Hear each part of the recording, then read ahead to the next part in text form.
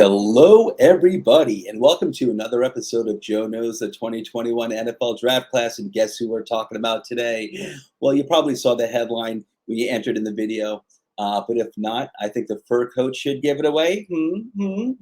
Someone very special. There's only one person in the NFL, as far as I recall off the top of my head, who wore fur coats, and that was the original. That was Broadway Joe Namath, the one and only, the face of the franchise, the New York Jets, the face of that organization for decades and decades, and he probably always will be. Broadway Joe. I love that guy. I'm a Giants fan myself, but I am wearing this to honor him because I love that guy. He is a one and only. This is a man who, back in the 60s, who always danced to his own tune. This is a guy who took I don't give a you-know-what to the fifth degree. And that's just who he was. It wasn't fake. It wasn't for show. This is just who he was. And so I wanted to honor him today. He might think I look like an ass. Like, hey, listen, I'm cool.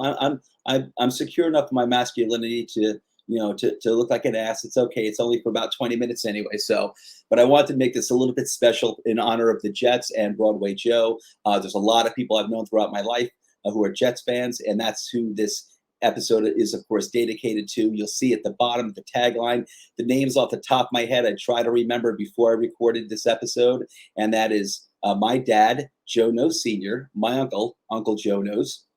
And you also have, in no specific order necessarily, you've got Jesse, John, Gonzo, Anna, Mark, and I'm not using any last names, of course, for anonymity purposes. But if you're seeing this video, you see those names, you probably know that I'm talking about you. But anyway, this episode's dedicated to you and all the great Jets fans out there. I love Joe Namath. Like I said, I'm a Giants fan, but the NFL is not nearly as great, not nearly as colorful. The history is not nearly as deep without Joe Namath. Such a great name too, and just a great football player, and what an icon of the NFL. I love the NFL. I root for the Giants, but I have respect for all the other teams, for their fan bases, the history of those teams. The Jets have a great history of the Super Bowl III, and the guarantee by Broadway Joe, and just the passion that fans get from those great wins and those devastating losses, and the passion they bring to the NFL. It just makes for a great league, for a great sport. So I'm happy to do this. I'm happy to wear the fur coat for a while. And, I don't know if he ever actually wore a fur coat as a player. I know he wore a fur coat one time in the sidelines, like covering like a Sunday night game or something like that. But he definitely wore, like in the 70s and the 60s and the 70s. If he was injured, he was on the sidelines. I know he wore definitely some coats that were similar to this. So I'm doing my best. And Mom, I just want to say, Mom, thank you for loaning me this jacket, this fur coat, this raccoon fur coat. I appreciate it. It's an oldie but a goodie, and my arms are very constricted right now. I can barely move them. I have just enough movement left to be able to move the mouse and do what I got to do here. So bear with me. But anyway, guys, Jets fans, you had an awesome draft. Now, this was the 2021 draft class was extremely deep. So every team walked away with a good amount of talent. And you can't say that in every single draft class. But the 2021 draft class was very deep, a lot of talent. So every team walked away with a good amount of talent, in my opinion. And I read up on a lot of these players for like 3 or 4 months leading up to the draft. So I became very familiar with quite a few of them, and some familiarity with some others. And there were definitely some, of course, I'm not going to say there's like 700 players going in the draft, if not more. I'm not going to pretend to know everyone, leading up to draft. The Jets definitely had a few players here at the back end of the draft who I wasn't familiar with before I just started brushing up in time for this episode. But very intriguing players back there in the draft. But you guys had a super solid draft. We're going to talk about it. And real quick, before we get into the content, where can you find the show? Toilets to Titles. We have a new website. Check it out. It's a lot of fun. All of our videos are up there.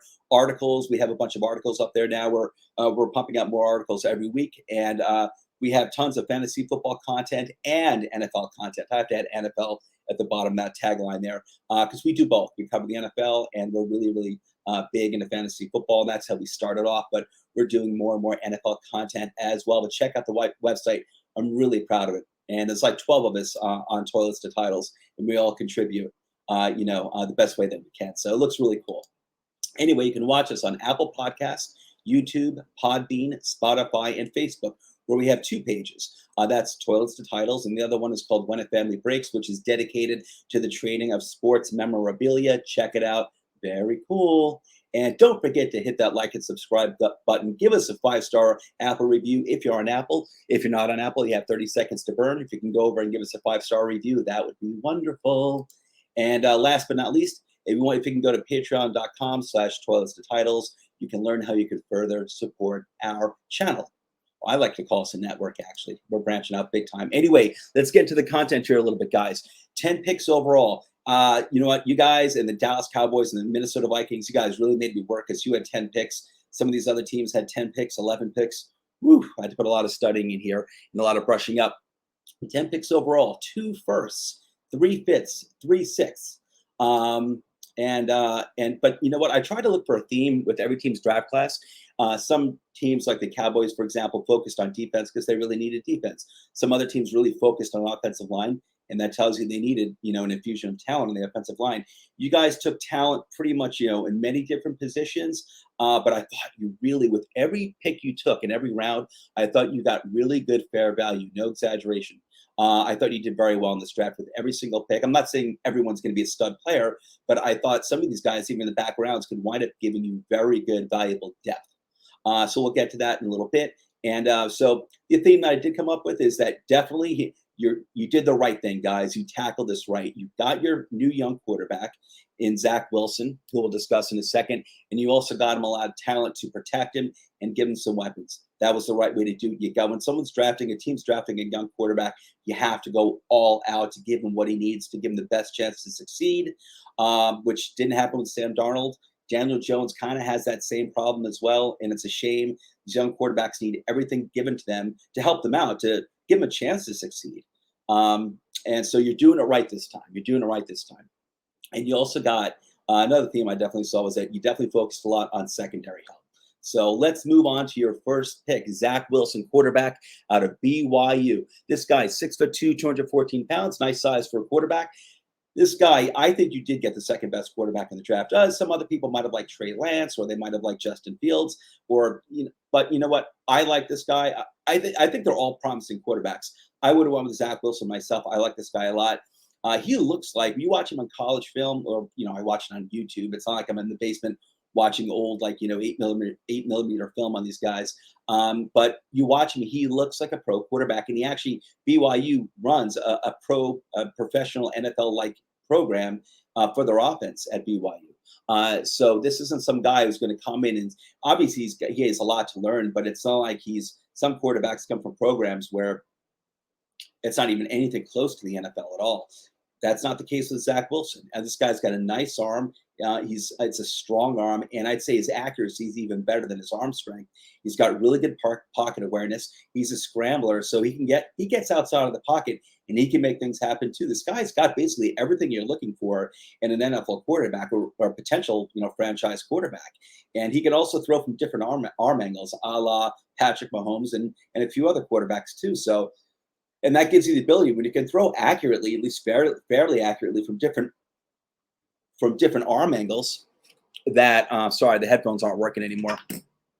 When you can throw from different arm angles, it opens up different windows of who you're passing to, types of passes that you're throwing to, and it can confuse the defense. So I think you did really well in taking this guy as opposed to Trey Lance or Justin Fields. I like Zach Wilson as your pick.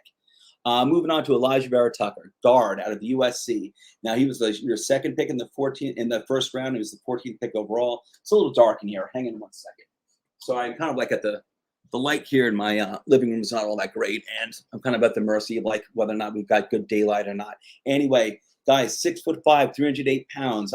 This guy was an excellent player. If my team, the Giants, had not traded out of the 11th pick to the 20th pick, I would not have been surprised at all if this is the guy that they would have taken, because they also needed offensive line help, and I would have been happy with them too, because this is a very, very versatile player. He was left tackle in USC at least last year. Now he'll probably come, and you have a left tackle, obviously, and the guy is a monster. I've never seen an offensive tackle toss around defensive ends like Becton. Is that his name? Off the top of my head, I'm forgetting, but the guy he drafted last year, he tosses them around like ragdolls. I've never seen that before. So you're putting together an incredible offensive line here. This is a great addition to help protect your young quarterback. And This guy he played left tackle in college last year. He's projected to compete for either right tackle or guard. He's going to be starting at either position. It doesn't matter. You'll be happy at right tackle. You'll be happy at guard. He'll probably be at guard. That's what he's best projected to be at in the NFL. And you know what? You'll be very happy with him. But hey, listen, if your right tackle goes down, he could probably take over that position and man it and just hold it down for, just doing fine. And if Becton had, a series of injuries last year, if that happens to him, if it unfortunately becomes something that's recurring, Vera Tucker may be able to go out to left tackle and man that position for a little while. But you got a great versatile player here. He's a great addition to your offensive line. You guys really hit home run picks with your first two picks here in the first round. You did fantastic. Moving on to the second round. Wow, what a guy. This guy's a steal. Elijah Mitchell. It's Elijah Moore. I keep doing that. It's Elijah Moore. I keep calling him Mitchell. There is an Elijah Mitchell, but this is Elijah Moore. I'm sorry I'm so unprofessional right now. I'm actually rushing it because I wanted to get a bunch of these videos out today. It's time to wrap up this series. We're already in training camp and preseason, and I really want to get these done with already. So I apologize for things being a little messier. Anyway, Elijah Moore, wide receiver out of Ole Miss, probably the best slot receiver in this year's draft class. And this is a very talented, deep wide receiver class. You got this guy. If my Giants had taken him at number 20 when they did draft, they took Kadarius Toney. If they took Elijah Moore, I would not have blinked an eye at all. That guy would have been fair value at number 20 because he is a phenomenal talent.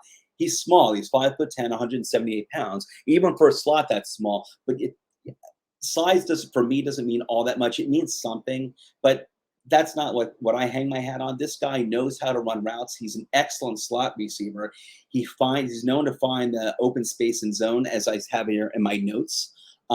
He finds the open space and zone. And he's got the speed and acceleration, the burst that makes him tough to cover in man-to-man coverage. This guy's tough. You give him, I'll tell you, if you don't get him down at first, he's capable, very capable of taking it to the house on any given play. He's very good. Kind of reminds me of OBJ a little bit. I mean, OBJ could be deployed anywhere. He played mostly on the outside, but when he was in the slot, there were plenty of 60-yard touchdowns he had from the slot. Take like a 5-yard short pass or a slant, and this guy, and he took it to the house plenty of times. OBJ. And Elijah Moore kind of reminds me of that. You got a really talented wide receiver here. So I love this. You got your young quarterback and you're doing it right this time. You're giving him enough, you're building up an offensive line for him, and you're getting him weapons. You also had a nice offseason where you got some good wide receivers too. Some good NFL capable wide receivers. I like what he did this offseason. And but this guy was a great addition. He's going to help your offense and your young quarterback out so very much. Really like it a lot. Okay, moving on. We got so many picks to go through. I'm going to start rushing a little bit. Michael Carter, running back. I love this guy. You got him at the second pick overall in the 4th round. Running back out of North Carolina. This guy was part of the most dynamic duo, a running back duo in college for like the past 2 years. And he was more of like the change of pace guy. I love this guy. This guy, he's a little on the, when it comes to height, a little on the small side, but he's 201 pounds, which is solid for a running back. This guy's got excellent movement in tight spaces. So a lot of times he'll make the first guy miss. But when he sees a hole, he's decisive and he explodes through it. So he's not one of these running backs that, even though he might like juke here and there, when he sees a hole, he will hit it. He's not going to dance too much. Don't get me wrong. And the guy, he wasn't used that much as a receiver. I was actually a little surprised by that. I thought he had been, but when I came back to brush up on each of the players in preparation for this video, I didn't realize he hadn't been used as a receiver as much as I thought he had been at North Carolina. But he does have good receiving skills. He's got good hands, and he knows how to get open in the receiving game. So I think this guy's got so much potential in the receiving game as well. So I think you're getting a very complete back here. Now, I think he can wind up being a 3-down running back for you. That's not something I'd hang my hat on. I wouldn't necessarily bet on it, just because that, listen, you take a pounding as a 3-down running back in the NFL, you take a pounding. And you do want to be, I'd say, a little more big body than he is. But I think he's got the potential to be it. And if he's someone who can take some punishment, some people can take more punishment than others. He could wind up being a 3-down running back. I think he could be a real steal for you here in the 4th round. And I really like this guy a lot. I thought he did really well. I'll tell you, You know what? What's the name of your GM? Is it Joe Douglas? I think that's his name, Joe Douglas. I think he came over from Philadelphia Eagles like 2 years ago. The funny thing is, as bad as your ex-head coach was, Adam Gase, you may look back in a few years from now and you might be saying, thank you, Adam Gase. That Adam Gase may have been one of the best decisions that the Jets organization ever made, which would be incredible to think of. But in a few years, you might be saying that because it was Adam Gase that brought Joe Douglas over from the Eagles to be GM of the team. And I think Joe Douglas over the past 2 seasons has been doing a really nice job of accumulating good young talent. He's stockpiling his draft picks, and he's getting good value for those draft picks. So I'm just saying, listen, I know you all hate Adam Gase, and I get it. He was a horrible head coach, but he brought over Joe Douglas in a few years, in like 2 years, or in 3 years, if you guys are competing for a Super Bowl, you might be looking back saying, hey, Adam Gase was, one of the best moves we ever made in hindsight. But anyway, Jamian Sherwood, safety out of Auburn. This was your second pick overall in the 5th round, 6'2", 216 pounds. This is the size I like to see in a safety. This guy can actually cover tight ends.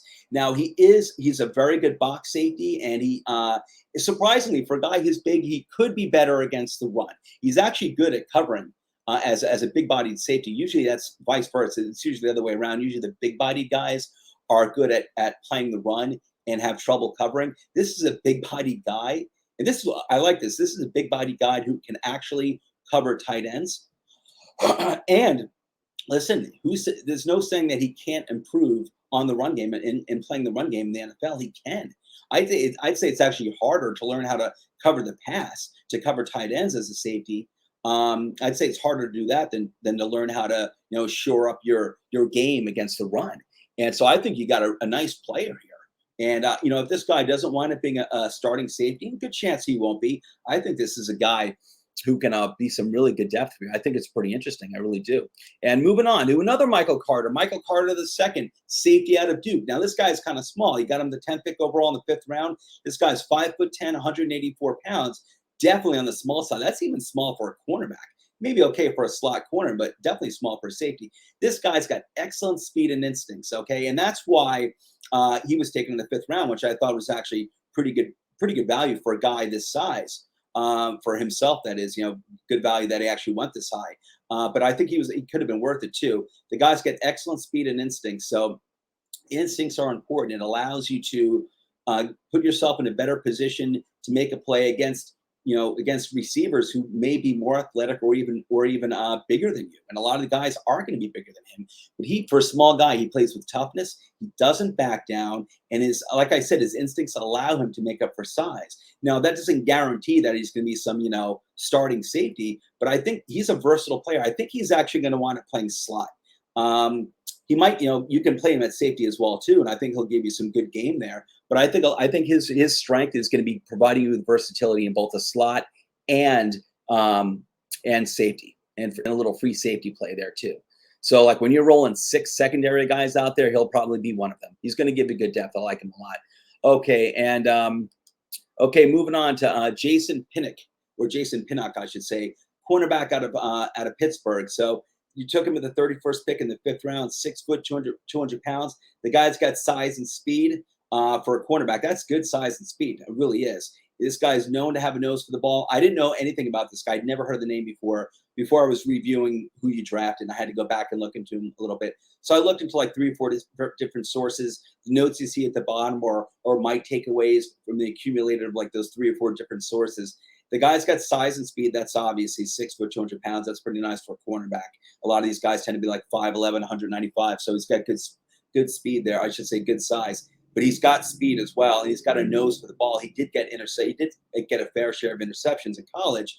And you might be thinking, hey, that's what a cornerback is supposed to do. I kind of agree with you, but a lot of cornerbacks do not get interceptions. A lot of cornerbacks are actually converted wide receivers, and they were converted because they couldn't catch the ball. Even as cornerbacks, they're not good at catching the ball. So a lot of times they'll get deflections, but a lot of times more often than not, they're not getting the interceptions because it's not, they don't have very good hands. But this guy actually does get some interceptions, so that's nice. You do need that at times, and he's also a special teams player too. And that's what you're looking for at the stocking stuffer picks is how I refer to them, the 5th, 6th, and 7th round picks. The back end of the rounds here.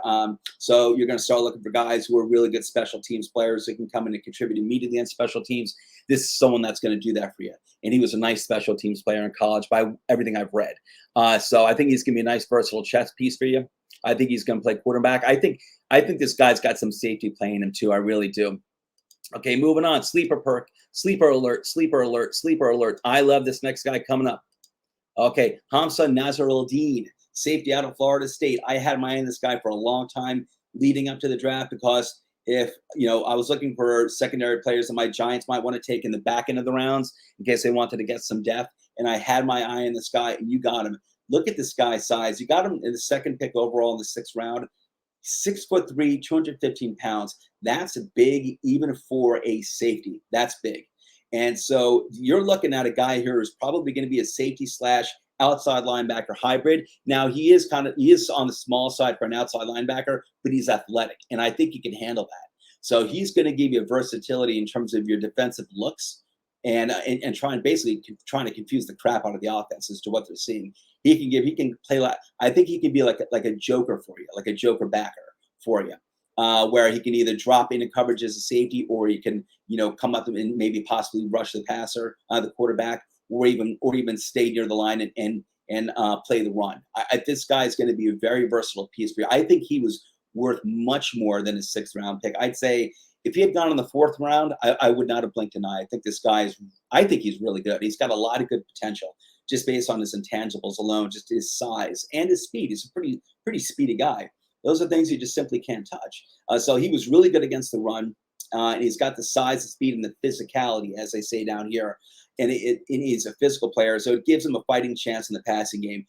He's not a great coverage guy in the pass game as a safety, and that's probably the knock against him. Something you can learn, but I think his size, speed combination and his physical combination, along with the size and speed, gives you a chance here to move this guy around and use him in many, many different ways. So he might not wind up. He actually kind of reminds me of Julian Love for the Giants. Julian Love doesn't have a starting job with the Giants. The Giants secondary is very deep, but you know what? They bring him in many packages, and he's also, he's like the backup at like three different positions in the secondary. I think that's what he's going to be. He's valuable. He's pretty good at everything he does, whether it's slot or outside corner or free safety. I'm talking about Julian Love here. So he's not a starter because the Giants have excellent starters in those positions, but he's a damn good, valuable backup. And I have a feeling Nasruddin is going to be that type of player for you. He's going to give you really good depth all over the place. This is great value in the 6th round, guys.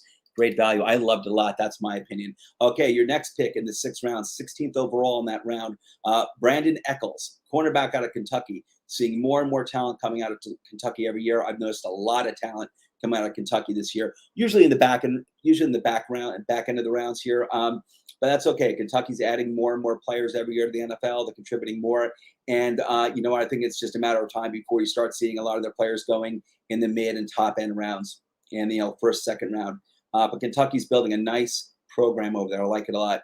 Anyway, Brandon Eccles, 5'10", 179 pounds for a cornerback. That is small, but this guy is quick. He's a quick dude. I like him a lot. Quick feet allows you to mirror wide receivers, and also this guy's got blazing speed. So listen, if you get juked out of your shoes, he actually has the speed to make up for it with the wide receiver. So to help get back onto the wide receiver to cover them. So this guy's I think you got a nice little impressive piece over here in the 6th round. So his size, I don't think he's ever going to be a starter, but again, I think this guy can be a nice backup for you. So he's known to be a decent tackler, and he could wind up with his speed and his mirroring ability. He could wind up being a starting slot cornerback for you down the road. Not this year. I mean, he's a rookie. He needs to learn a lot more, but maybe next year or in 2 years, I think this guy could wind up being a slot cornerback. I think it's not pie in the sky at all. I think it's a realistic possibility. I like it. I like the pick. I like your picks, guys. Good job, Jets fans. And your last pick overall, Jonathan Marshall, defensive tackle out of Arkansas. This is another player I was not familiar with at all. 23rd pick in the 6th round. 6'3", 310 pounds. Nice size for a defensive tackle. Now, he's got nice size, and he's known to have – he is speedy, too. He's quick. You know what? I should say he's quick. He's not speedy. He's quick. And he's actually got quick snap off the ball.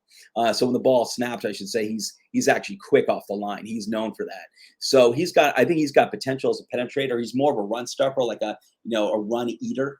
And but I think this guy's got the potential to be a little more than that, with the guy who can actually penetrate and disrupt the run behind the line. So I don't think he's going to be a starter down the road. But listen, not everyone's going to be a starter, and some guys are going to be backups, and that's okay. A lot of them are. Most of the teams are backups, and most of your players on any given team are backups. So you need those. You need good backups, and I think this guy's got some potential for you down the road. And but guys, that pretty much wraps up our review of the Jets. I thought you guys did so damn well. I think you are on such a good trajectory. I'll tell you, man, like in 2 or 3 years, I mean, listen, the Dolphins and the Cardinals are ahead of you guys. And I wouldn't be surprised, like in 2 years, those two teams are playing in the Super Bowl, the Cardinals and the Dolphins. I think Jets, you continue down this trajectory, I think you're going to be right up there with them, say like in 3 years, where you're going to be a scary young team. And I'm really happy for it. I'd like to see, again, I'm a Giants fan, but I'd like to see the Jets win a Super Bowl. I certainly don't want you to win at the expense of my Giants. I'd like to see you win a Super Bowl. It's been long enough. I think the Jets fans are a really dedicated fan base. You deserve it. You're a great bunch of guys. Just don't, when you do win the Super Bowl, all right, eventually when you do, don't let it go to your head. All right, just don't, don't start breaking my chops as a Giants fan. That's okay. I can take it anyway. But anyway, guys, I'm hoping they win one for you guys fairly soon. I'd like to see it in my lifetime. And I'd also like to see 5 more Giants Super Bowl victories in my lifetime too. But anyway, enough about my Giants. Don't forget to hit that like and subscribe button. Hit that bell. Give us the 5-star Apple review. Really appreciate it. At the bottom are the Twitter handles for me and all of my colleagues here at Toilets and Titles. We try to do everything really well for you. We bring a lot of passion. We love the game of football. We love fantasy football. And we try to make everything we do really enjoyable for you, the viewer, and the subscriber. And I hope you really like and I hope that you feel our passion about all this. So it's a lot of fun doing this. We love doing it for you guys. And but some feedback would be great. Everyone, other than that, have a great weekend. It's Saturday over here at the New Jersey headquarters of Toilets to Titles. And I'm looking forward to having a really nice day. I can't wait to take off this jacket. My arms, I think I'm losing circulation in my arms right now, and I'm starting to sweat. It's getting pretty darn hot. But anyway, guys, I had a great time doing this episode. It was really special for me to do for you Jets fans. You deserve it. You deserve it. And I'm rooting for you guys. Everyone, have a great weekend. Take care.